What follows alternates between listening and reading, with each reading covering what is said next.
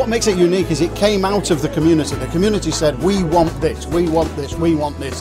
The local authorities and others were prepared to fund it, so it happened. It's named after Kath Locke, who was a really good friend of mine. She was a local black activist, but she didn't just work for black people, she worked for the community. The centre developed in the way it did, I think, because there was such a strong community in the area and there was such a strong ethos of self-help, and I think all we've done is really built on that and built on that tradition and got people involved in health initiatives in a way in which they could actually control themselves. I think what's made it successful has been a number of things really. I think it has been about the fact that it's a local organisation that were managing it and won the contracts, and that wasn't easy either. There was a big risk taken by the Health Authority to actually invest in us and to give us this contract, and I think it's a shame that never since really has such a big risk been taken. I don't think we'll ever understand how radical it was back 10 years ago.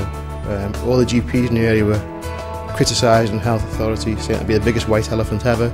No one will ever use it. It'll be boarded up within 6 months, it'll get vandalised and burnt down. I was working at the Manchester Health Authority. I was the Executive Director for Primary Care. I knew that this community needed investment, and so I was in charge of really looking for a match between investments and the services. So I was the kind of broker between the decision to have something and it actually happening. I think the barriers were, first of all, persuading local people and their representatives that this centre was a good idea. I think secondly, persuading the Department of Health, particularly the lawyers, that we could transfer the asset of this building to a third-party organisation, in this case a voluntary organisation, because we felt that they had a better understanding and a better relationship with the local community. And then trying almost for the first time to provide health, social care and other local authority services within the same building. So all those at the time, 10 years ago, were significant challenges, probably much less so today. Because they were a new and quite young organisation that hadn't done anything this big and hadn't done scary things like manage clinical staff, they had to wing it a bit, so they'd be in meetings sometimes where big long ology words were used around health services.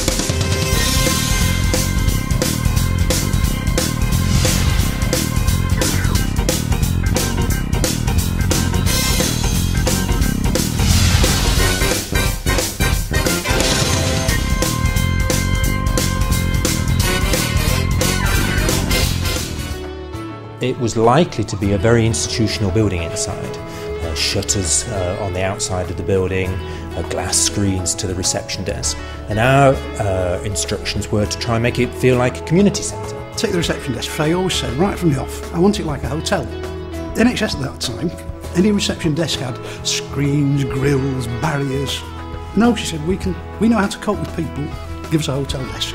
I think it's unique in that it doesn't look like a health centre and it seems to have a community feel to it. It also had the name of someone that people understood with great affection, and it also was a friendly place, which was a new experience for many people using the health service. I think it's a focal point and it actually joins Hume and Moss Side. Officially it's in Hume, although it used to be in Moss Side. So I think it kind of brings the two wards together, and it's just a neighbourhood feel rather than being in one area or the other. The Kath Locke Centre has really added to the community's feeling that it can empower itself and do things for itself, and it's never been a community that's waited for other people to come and sort its problems out. But I think the success of the centre has really reinforced that belief in people that they can actually make a difference and they can actually control things. And I think when you're living in poverty or facing lots of discrimination or disadvantage, when it's hard to get a GP or a dentist, those things can just weigh you down. And I think for local people, the centre is like an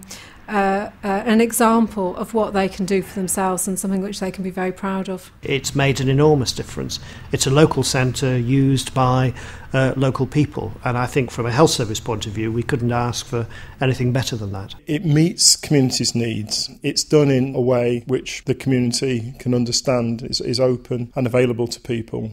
There's a lovely group of people that run it and deliver it. Lots of innovation and excitement about, and it's just a brilliant place. They've got a lot of different activities going on in the centre. They've got yoga, they've got soca aerobics, they've got the dental practice, they've got all sorts going on. One of the wonderful things about the Kath Locke Centre centre is that we have some alternative medicine and complementary services that, you know, wouldn't otherwise be available. The sort of services that were provided here were actually not your bog standard health services. They were a little bit more innovative, a little bit more responsive. I think the building works because you walk in and you've got a cafe and you've got a reception where people smile at you, and I just think all of those things have actually helped make it work. One of the lessons that have been learnt is that you have to actually work with community organisations and support their development. That isn't a thing that happens overnight, and we were going 6 years before we won this contract. We had a lot of support from the regeneration team. I think nowadays people think, oh, we can support a community organisation and give them a contract a year after they've started and they'll be able to deliver it, and that just patently isn't the reality. I think the lessons are huge. We did encounter resistance, but we overcame that resistance basically through dogged perseverance, so that's, I think, probably the most important lesson. There are lots and lots of people who are more than capable of doing the kinds of jobs that are done in this centre. But they're not always organised and in a company.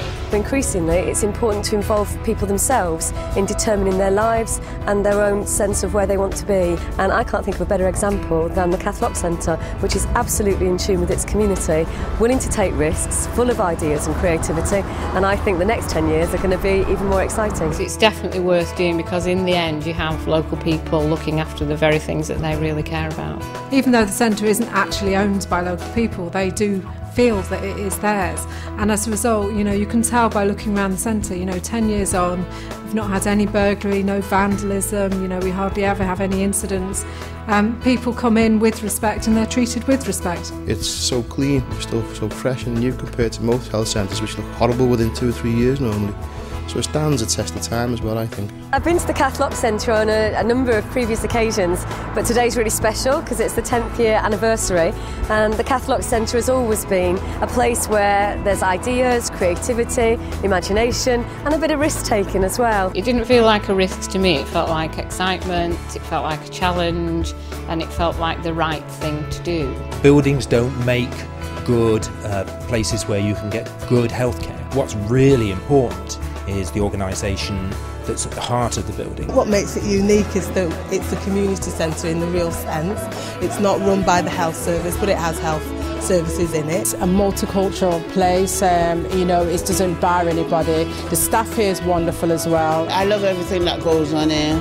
And the surroundings are very beautiful as well. It's a brand new modern place. I like the atmosphere and the cleanliness and everything. The people are nice and everything. I think there should be more centres because the children and people in the area need a place where they can relate to, where they can come and feel at home. It's a godsend. That's all I got to say. It's a godsend, rude boy. We work with people to look at what they've got to give as well as what they come to get from us, and we really utilise their skills to deliver this fantastic centre.